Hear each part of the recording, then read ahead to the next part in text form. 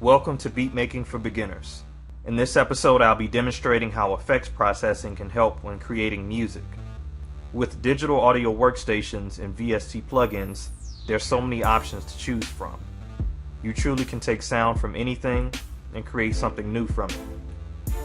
I'll give a few examples from different projects made in two different programs, Reason and Ableton Live. So first, let's look at an example of sidechaining compression in Reason. In this particular track, I have a sidechain effect patch that contains a compressor, a delay, and a drum machine triggering a kick.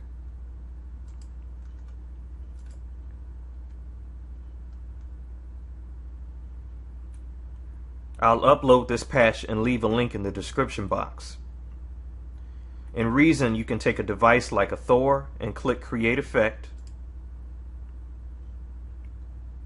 Choose your effect and it will route it automatically. I'm using this effect on a pad and it's used to make the pad duck in and out whenever the kick hits. It's a technique that is used a lot in dance music. The kick is programmed on the downbeat, which is when the pad will duck.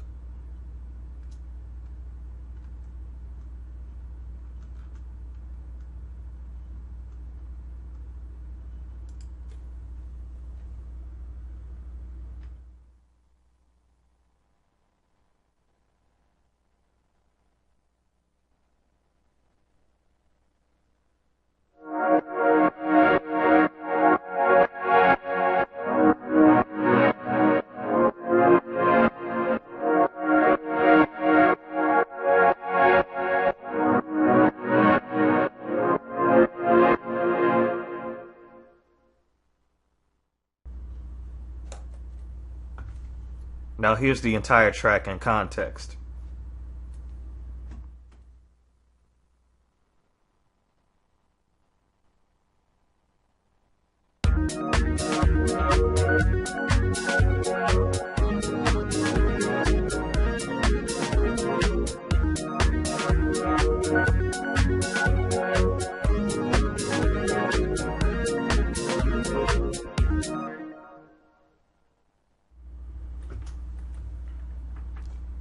Here's another example in Reason.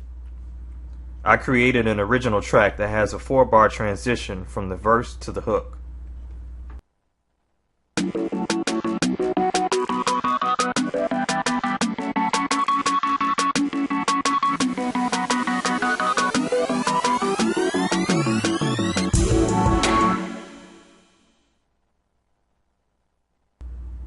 Now in this transition, I'm using a snare loop that I'm triggering from an NNXT. I have no effects on it, so that's exactly how I got it. I also have a synth rise from a drum kit that I triggered. Using rises and other transitions can help build up tension that is released in the verse or the chorus in this case. And lastly, I have a gate on one of my synths.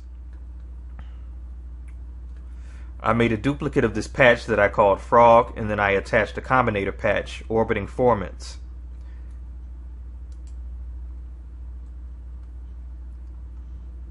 Now this patch uses the step sequence in the Thor and the formant filters to alter the sound.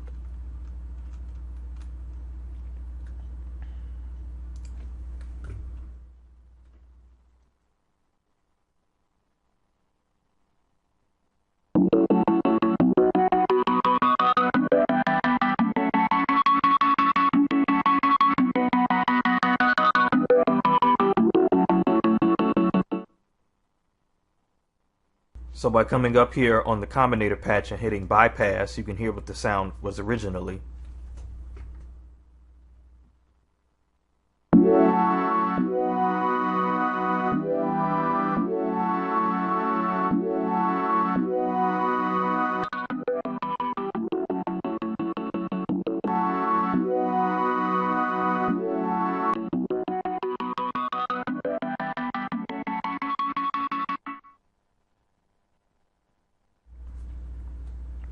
The last example is in Ableton Live for a remix I did of White Noise by Disclosure.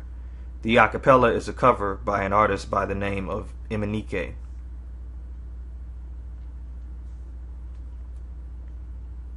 So in the hook, I have a lead synth playing a melody, and I automated the filter frequency and resonance to have it build up.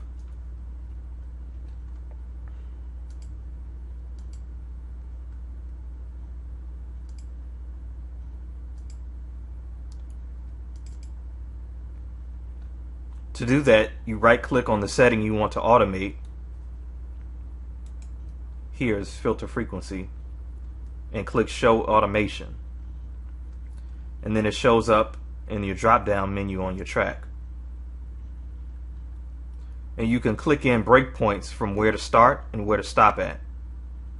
So zooming in on the audio, the first breakpoint I had it at around 481 hertz, and where I wanted to end at down here, the last breakpoint is all the way up at 658 kilohertz, or 6.58 kilohertz. So let's listen to how that builds up.